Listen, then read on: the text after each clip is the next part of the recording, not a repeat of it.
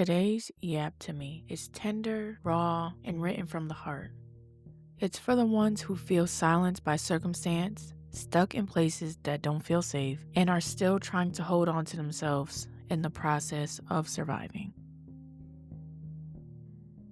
This week's affirmation: even when I cannot speak my truth out loud, it doesn't mean I've lost it. My truth is still mine. My needs are valid, and my peace matters.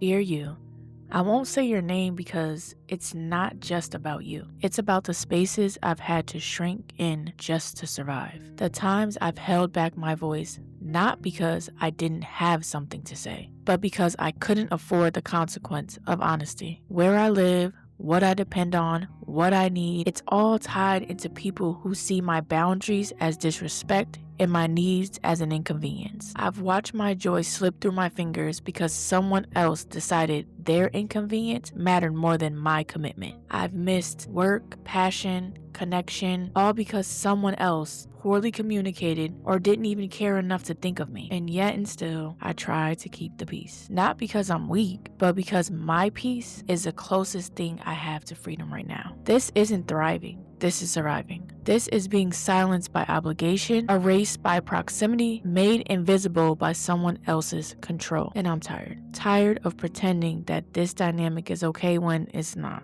To the ones listening who are stuck in survival, who feel unseen, unheard, and unsupported, I see you. You're not crazy. You're not selfish. You're not ungrateful. You're just tired of carrying the emotional weight of people who act like their struggle gives them right to sabotage your growth. You're allowed to name your needs. You're allowed to want space. You're allowed to feel hurt when people weaponize your dependence. And you're allowed to dream of the day you're free. This letter may never reach them, but it's not for them. It's for us, the ones who've had to tuck away their full selves just to get through another day in peace. But one day, we won't need peacekeepers because we'll have peace within and the power to build a life where our joy doesn't feel optional.